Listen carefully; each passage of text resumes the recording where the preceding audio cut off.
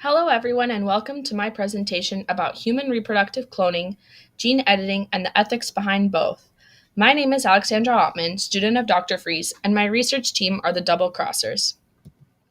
In today's presentation, we will be introducing the topic of human gene and reproductive cloning, discussing the process behind the concept by applying it to a study with mice, and critically analyzing the topic at hand from an ethical standpoint. Finally, we will see what type of research is involved currently, closing with a quick reflection. You can see from the drawing provided where the research team picked up its nickname for the project. The definition of gene cloning itself is listed here in this slide.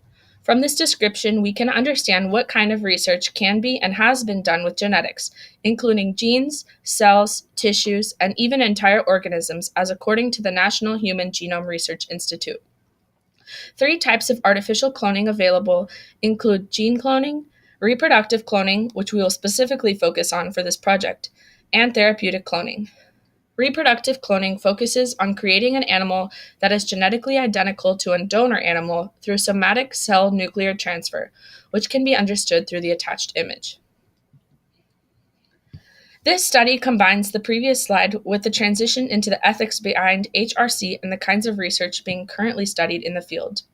The National Resource Center for Mutant Mice in Nanjing, China, studies mice and how they simulate human diseases caused by missing genes. The mouse is genetically considered the best model animal for examining gene function because of its high productivity, pure genetic background, and the degree of similarity to the human genome. However, main takeaways here are that there is a lot of conflict with mouse editing, since it currently yields unwanted results, such as impaired vision and developmental problems, which could affect humans as well. Therefore, if we were to apply this to humans, we risk the possible negative outcomes, which overall affect the study much more than the minimal positive outcomes. In our class, we focused on the arguments and rebuttals brought by three main authors: Cass, Murray, and Wackroyd. Murray and Cass question the ethics behind HRC by asking, is human reproductive cloning a type of experimentation without consent? Yes, on the original and the clone. So how can we get the technology for cloning humans? The only possible way is through trial and error, which is an ethically unbridgeable gap. We are morally complicit, additionally, if we use a form of HRC, and that is some food for thought. Cass questions the consequences, while Murray goes against a central motivation for HRC, and Wackroyd responds to numerous objections brought up by Cass. We can consume that Cass's argument is a slippery slope by asking that cloning makes people slaves of unregulated progress or technological encroachment in our regard, and ultimately it's artifacts or the production of the human itself.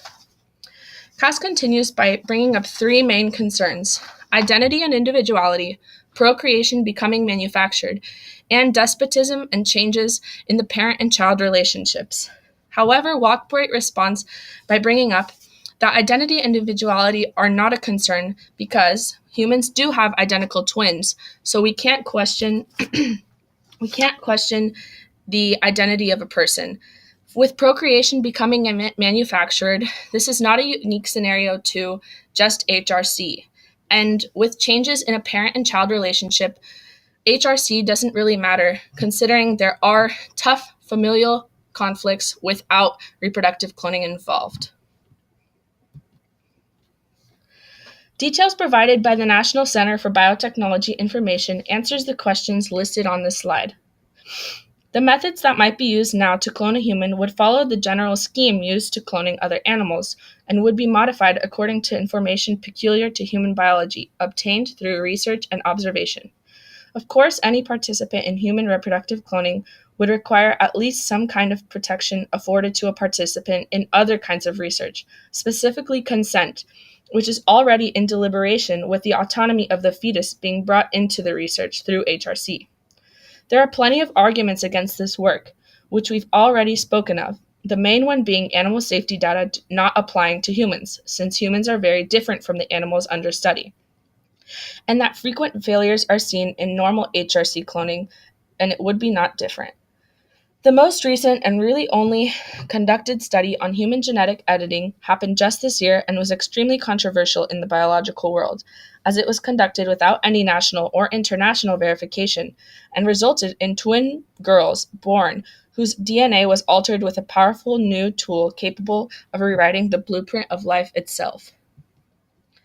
Upon reflection, I was a bit nervous to discuss this topic since the field itself was very reserved and had a lot of counter arguments to it. However, by delving into the world of HRC, we can open a lot of doors and discuss what types of ethical concerns arise within the biological community regarding future generational changes and shifts if the human gene editing becomes a standard of practice.